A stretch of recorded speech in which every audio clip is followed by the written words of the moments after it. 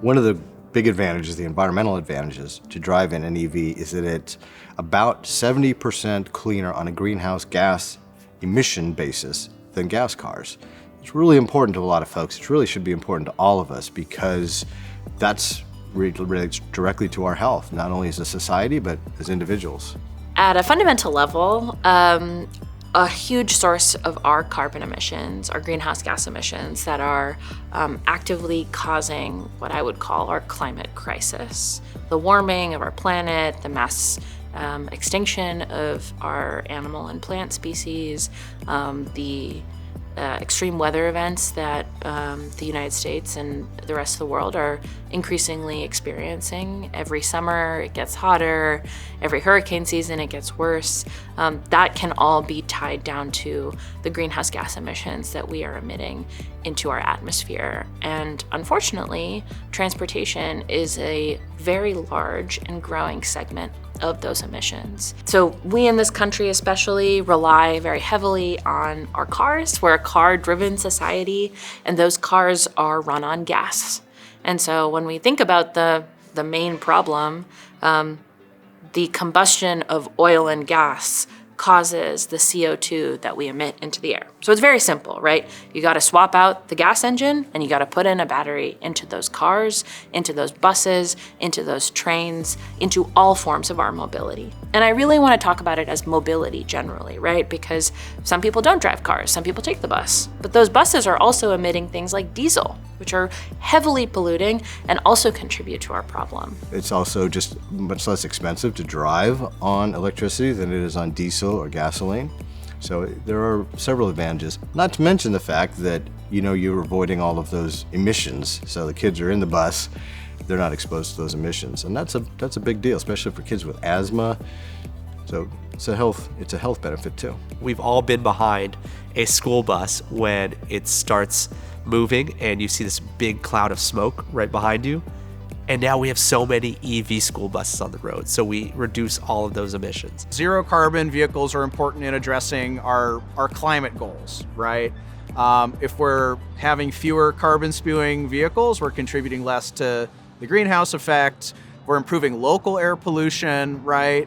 And we're able to, use sustainable sources of energy, such as solar, wind, and others, to power our vehicles. So it is all part of this really important action to address our global climate challenges. And the best we can do is start local. I get that change is hard.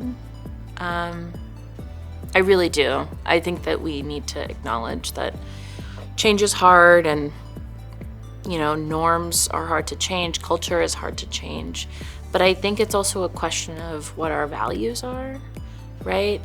Do we value a world in which our kids and our grandkids can live a good, sustainable life where they're not worried about, a hurricane destroying their home or a fire decimating their community? What type of world do we want to leave for the generations that come after us? And I think the best thing that we can do in these hard transitions is meet people where they're at and provide other alternative benefits, right? Maybe it's a good job, maybe it's a chance to learn a new skill, maybe it's a chance to build a new career, maybe it's a chance to reduce noise pollution in your neighborhood, maybe it's a chance to pay less for gas. Gas prices are really high. Electric mobility allows you to pay less. Those sorts of things. So the state of California is unfortunately home to some of the more polluted cities in the country. That's because we have a high population. It's because of our geography. California has a lot of mountains, and it kind of creates a bowl effect, especially on places like the Central Valley and the LA Basin. And so because we have these pollution issues, we really need to be working actively and proactively to address that.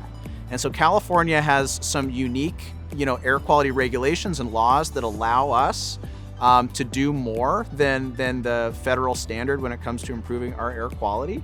And electric vehicles and zero emission vehicles, including hydrogen powered vehicles, are an important part of that transition to cleaner air for all. The state has adopted specific goals around the transition to electric vehicles, and the work now to transition is just going to make it easier to, for example, all new passenger car sales to be zero emission by 2035, right? So we have some big ambitious goals that we need to be getting ahead of. It's always easier to get ahead of your deadline than to lag on it and be behind, right? So I'm glad that our region is doing its part to advance and accelerate the transition. It's tough. It really is tough. When I first started this, I would go into the classroom and I would first ask everyone in the classroom, do you know anyone with cancer? And I asked them to raise their hand. And a lot of people, of course, would raise their hand. And then I would ask them, do you know anyone with asthma? Raise your hand. And a lot of hands would go up. And then I would ask them about congestive heart failure. I would ask them about lung cancer and those sorts of things. And I would tell them, many, many years ago, not that many, but less hands were going up. And what that means is we're getting more unhealthy, in part and partial because of our environment, because of the gas-powered cars that we're driving, because of us drilling for fossil fuels, because of global warming, and because of climate change. We are all becoming a lot more unhealthy. And I tell them, everybody's body is different. And so this is affecting everyone differently. But rest assured, it is affecting us all in the most unhealthy way. And our government has decided that they're going to try their best to do whatever it takes to make us healthier by fixing our infrastructure or changing the way we develop our infrastructure. So it's no surprise, right? Our Black and brown communities are mostly populated around major freeways. They're mostly populated around and live around communities where there's lots of congestion, right? Major thoroughfares, corridors, boulevards. One is they're probably one of the most unsafe streets, usually where our communities live, but they're also the most polluted, right? Transportation is really the largest polluting sector, not just in Sacramento, but in California and really in the nation. And coincidentally, that's where our communities live.